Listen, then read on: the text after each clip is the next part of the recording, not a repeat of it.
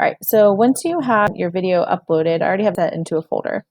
So if you wanted to just click it and assign it, you could just do that. Like no questions, you just want to make sure that they are watching a video and holding them accountable, and it'll record whether or not they watched it and show you how much time they spent on the video.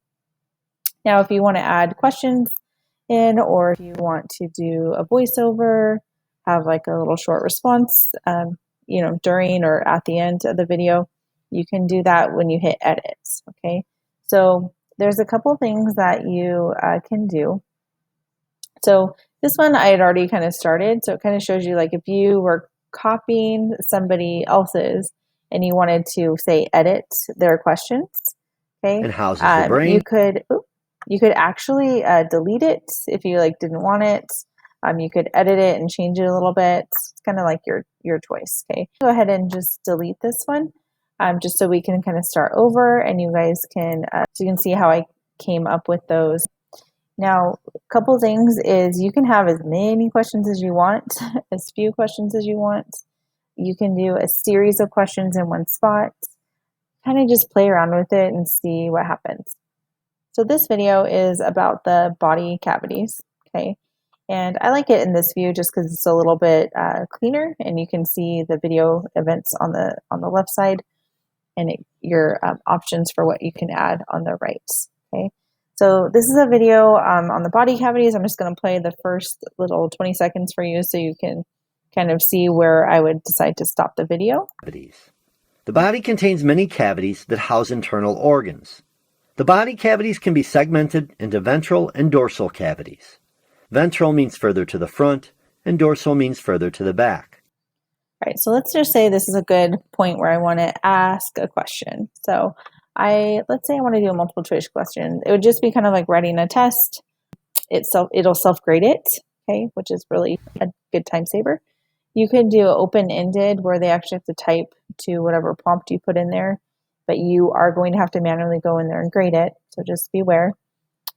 And then you can also add a note, so just like a little further explanation or something that you would need to add into the video. So if I was going to add a multiple choice question, I would just select that, and I would maybe type in here something about like, what are the two main cavities in the body, human body? And let's just say that I have my ventral. There's two answers here, so I could have ventral and dorsal both be the correct answer, and I would probably want to let the students know, select all that apply, right? So that way they know that they're selecting more than one. If it's only one answer, you probably could leave that out. So I would probably have these, and it's kind of hard to see right here. It's small and gray, but you could just select that, and you could add in some other, options. So maybe just the front cavity, and another one, maybe the brain cavity. Just making sure that they're paying attention, right? And you could add as many as you wanted, and then just make sure you click save. Okay. The dorsal. It's just going to give you a quick preview of what you just did. Okay. And then let's just say you wanted a series of things to happen at that point in the video. You could actually use this down here. It's kind of hard to see. The first time I did this, I missed it. So it's down here at the bottom, and you could add another multiple choice question. You could add a short response, or you could add a note. Okay, I'm going to add the note just so you guys can see what that looks like. So press continue. So I just want to show you would type in a note about the video, or make sure you write this down on a piece of paper, or put it in your digital notebook, or whatever you want to do. Okay. So sometimes the students get confused about notes. So you might get emails like, it froze. Well, it didn't freeze, because this is what it looks like. It looks like it's frozen, right? When they are prompted to answer a question, and most of them know to answer the question. But the little note, sometimes they don't go and read it, and they actually seriously do have to push continue in order for it to continue to go. So just if you get any students that are thinking it's frozen, make them take a screenshot and send it to you, and you can tell them that it's just waiting for them to press continue.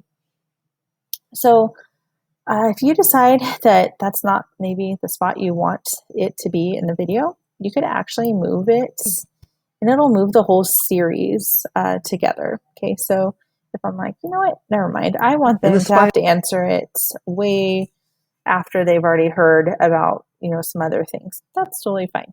Okay.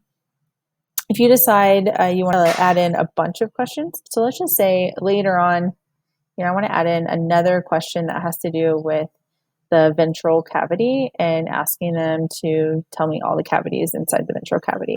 I can do an open-ended question. What type of organs would you expect to find in the ventral cavity? Okay. Now, maybe it doesn't tell them that, but it certainly shows them a picture and they could be guessing at this point, right? So that would be like one type of short response, and you just hit save.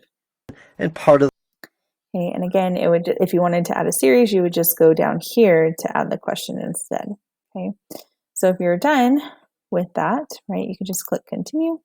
It's going to keep part of the showing. large intestine. It's going to keep going on with the video, and even if at the very, very end you want to, let's say you get here and you're like, oh man, I really didn't realize that there was just like nothing at the end. You could go back to cut, okay, and you could actually cut the video right there. So if you've never used video editing software, it's not too hard. You would add the cut right where the line is. So add cut. Okay, it's going to separate the video. You're going to drag it over and see the little trash can, and it's going to go away, right? So now in the actual video, right, it's not going to go past the 120, okay? Now, if you're like, oh no, I messed up, don't worry, there's an undo button, okay? And you can just get it back. It'll be there when you go to click here, that 5 seconds is back on, okay? So hopefully that helps you figure out how you would cut, add a question, add a multiple choice question, add a note, add a series of questions, move the questions, right, to anywhere you want in the video. And then remember, you can preview and a rundown of what you have going during the whole video, like the sequence. And then here for each spot, right, that would have a sequence, it would show you what is there in that sequence. Okay, so I know there's like a lot. So once you're done, you would just click finish, okay? And there's, before we assign, I just want to go over a couple other things that are right here. You can make this public, so anybody on Edpuzzle could essentially copy your video and use it, or you could make it private and only you're going to have access to it. You're still going to be able to give the link to your students. It's just it's not going to be able to be searched out on Edpuzzle. And then from there, if you decide you want to continue editing again, that's fine. It saves your progress, okay? But one thing I just wanted to mention before we get into how to assign is that once you assign, you cannot go edit. You can copy your own edited version, and then that's already been assigned, and then edit that. It's kind of like once you push out a Google Slides or a Google Doc, right, and make a copy for all your students, which is basically what you're doing when you assign, you're not going to be able to go in and edit, okay?